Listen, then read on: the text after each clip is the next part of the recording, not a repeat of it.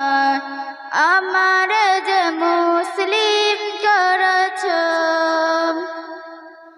এই কঠিন নীলাকাশ ভুবন মাঝে তুমি কুদরতি ইশারায় রেখেছ